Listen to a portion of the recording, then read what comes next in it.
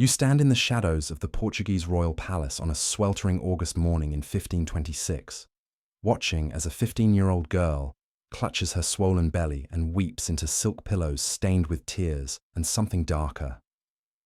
The marble floors echo with hushed whispers from ladies in waiting who dart nervous glances toward the door, terrified that the wrong person might overhear what they know to be true. Isabella of Portugal, barely more than a child herself, carries within her womb the future heir to the Spanish throne. But this is not a fairy tale of royal romance. This is the beginning of a nightmare that will consume her body, shatter her mind, and ultimately destroy everything she was meant to become. The air in her chambers hangs thick with the scent of rosewater and fear, masking something more sinister beneath. At 15, Isabella should be learning courtly dances and embroidering tapestries, not preparing to birth the child of a man who sees her as nothing more than a political alliance wrapped in Portuguese silk. Her husband, Charles V, Holy Roman Emperor and King of Spain, is 26 years old and treats their marriage bed like a battlefield to be conquered rather than a sanctuary to be cherished. And now, as her body betrays her youth with each passing day, Isabella faces a terror that no crown or royal bloodline can protect her from. Before diving into this forgotten story of survival against impossible odds, if you enjoy uncovering the hidden truths behind royal facades, consider hitting that like button and subscribing for more content like this. And please comment below to let me know where you're listening from.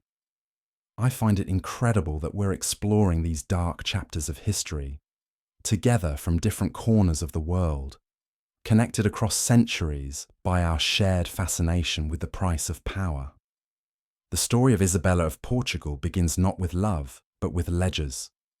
Born on October 24th, 1503 in Lisbon, she entered a world where princesses were commodities traded between kingdoms like precious spices or bolts of silk. Her father, King Manuel I of Portugal, had already begun calculating her worth before she could walk. Her mother, Maria of Aragon, understood that her daughter's beauty would either be her salvation or her curse, and by the time Isabella reached adolescence, it had become abundantly clear which path fate had chosen. Isabella was not merely beautiful by the standards of her time. She was breathtakingly, dangerously beautiful, in a way that made grown men stumble over their words, and foreign ambassadors write lengthy letters to their kings, describing her ethereal perfection. Her skin was pale as moonlight, her hair the colour of burnished copper, and her eyes held depths that seemed to promise secrets no mortal man could ever fully possess. But in the ruthless mathematics of royal politics, this beauty made her the most valuable pawn on the European chessboard. Charles V had been watching Isabella from afar since she was 12 years old, receiving detailed reports about her development from his spies embedded within the Portuguese court. These reports read less like diplomatic correspondence and more like livestock assessments, describing the curve of her developing figure, the musical quality of her laugh, and her potential fertility based on her mother's reproductive history. By the time Isabella turned 14, Charles had already decided she would be his bride, though she would not learn of this decision until the contracts were signed and her fate sealed. The marriage negotiations began in earnest when Isabella was barely 15, conducted entirely without her knowledge or consent. Her father and Charles's representatives haggled over her dowry like merchants arguing over the price of grain, while Isabella continued her sheltered life, believing she had years before such adult concerns would touch her world. The final agreement was struck on a humid July evening in 1525, sealing Isabella's fate with wax and ribbon while she slept peacefully in her childhood bed, unaware that her life as she knew it had just ended. When Isabella finally learned of her betrothal, the reaction was swift and devastating. Palace servants reported finding her collapsed in the chapel, sobbing so violently that she could barely breathe. She had heard stories about Charles, whispers that painted him as a cold, calculating man who viewed marriage as just another tool of statecraft. At 25, he was already a widower, his first wife having died under mysterious circumstances that courtiers discussed only in hushed tones behind closed doors. But Isabella's tears and pleas fell on deaf ears. Her father informed her that the marriage would proceed as planned, and that her duty to Portugal and to God required her submission to this arrangement. The wedding date was set for March 11, 1526, giving Isabella less than 8 months to prepare for a life she had never wanted with a man she had never met.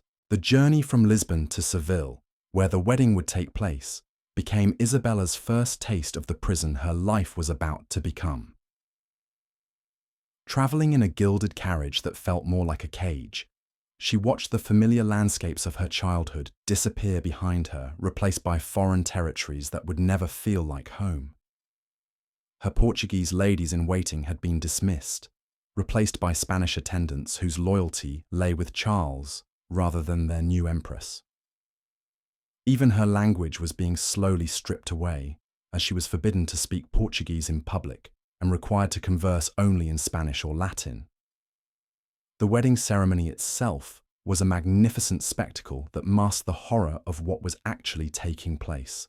Isabella, dressed in cloth of gold that cost more than most kingdoms' annual revenues, walked down the aisle of Seville Cathedral like a lamb being led to slaughter. The assembled nobility cheered and celebrated, but none of them looked closely enough to see the terror in her eyes, or notice how her hands trembled as she spoke her vows. Charles, resplendent in black velvet and ermine, treated the ceremony like a business transaction being finalized. He barely looked at his young bride during the service, instead scanning the crowd to gauge political reactions to this union. When he did glance at Isabella, his gaze was appraising and cold, the look of a man examining a recent acquisition rather than meeting his life partner. The wedding night that followed would haunt Isabella for the rest of her tragically short life. Charles approached their marriage bed with the same ruthless efficiency he brought to military campaigns, viewing Isabella's innocence as an obstacle to be overcome rather than a gift to be cherished. What happened in that candlelit chamber was not the romantic union of two hearts, but the brutal claiming of territory by a conqueror who had never learned to distinguish between love and possession. By dawn, Isabella understood that her childhood was over and her nightmare had begun. Within weeks of that devastating wedding night, Isabella's body began betraying her in ways that filled her with both shame and terror. The morning sickness struck with violent intensity, leaving her retching into golden basins, while her Spanish attendants whispered among themselves about the swiftness of her condition. At barely 16, she found herself trapped not only in a loveless marriage, but carrying the child of a man who treated her like breeding stock. The pregnancy ravaged Isabella's delicate frame with merciless efficiency. Her famous beauty began to fade as dark circles carved themselves beneath her eyes, and her skin took on the waxy pallor of someone slowly dying from within. The rich foods of the Spanish court, heavy with oils and spices, turned her stomach, leaving her surviving on little more than bread and water. Her attendants reported finding her collapsed in various chambers throughout the palace, her body simply unable to bear the dual burden of growing a child and grieving for her lost innocence. Charles showed no concern for his wife's deteriorating condition. While Isabella struggled through the hellish early months of pregnancy, he busied himself with military campaigns and political maneuvering, leaving her isolated in palaces that felt more like elegant prisons. When he did return, his visits were brief and focused solely on ensuring that his heir was developing properly. He would place his hand on Isabella's growing belly with the detached interest of a farmer checking his livestock, never once asking how she felt or if she needed anything beyond the medical attention his physicians provided. The Spanish court physicians, all men who had never experienced the agony of pregnancy themselves, treated Isabella like a fascinating medical specimen rather than a suffering human being. They prescribed bloodletting to balance her humours, forced her to consume revolting concoctions made from ground pearls and unicorn horn, and insisted she remain bedridden for weeks at a time to protect the precious cargo she carried. These treatments only weakened her further, leaving her so frail that climbing a flight of stairs left her gasping for breath. As Isabella's belly swelled with each passing month, so did the pressure placed upon her by the entire Spanish Empire. Courtiers would bow reverently before her rounded form, but their eyes held no warmth for the frightened girl trapped inside that imperial vessel. They saw only the future heir to the throne, the continuation of the Habsburg dynasty, the political alliance made flesh. Isabella began to feel as though she had ceased to exist as a person, becoming nothing more than a royal incubator whose only value lay in successfully delivering a healthy prince. The isolation was perhaps worse than the physical agony. Isabella's Portuguese ladies had been sent home, replaced by stern Spanish matrons who reported her every word and movement back to Charles's advisors. She was forbidden from corresponding with her family in Portugal, cut off from anyone who might have offered comfort or understanding. Her days stretched endlessly, filled with nothing but the growing weight in her belly and the constant fear of what would happen when the time came to bring this child into the world. By her 7th month, Isabella had developed a disturbing habit of talking to her unborn child, whispering Portuguese lullabies that her own mother had once sung to her. The Spanish attendants found these moments deeply unsettling, reporting that the young empress seemed to be losing her grip on reality. They described finding her at all hours of the night, sitting by windows and staring out at landscapes she would never call home, her hands pressed protectively over her belly as she spoke to the baby in a language she was no longer permitted to use publicly. The physical changes to Isabella's body became increasingly grotesque as the pregnancy progressed. Her once graceful limbs swelled with retained fluids, her face became puffy and unrecognizable, and her beautiful copper hair began falling out in disturbing clumps. The elaborate court gowns had to be constantly altered to accommodate her changing shape, but nothing could disguise the fact that pregnancy was literally consuming her from within.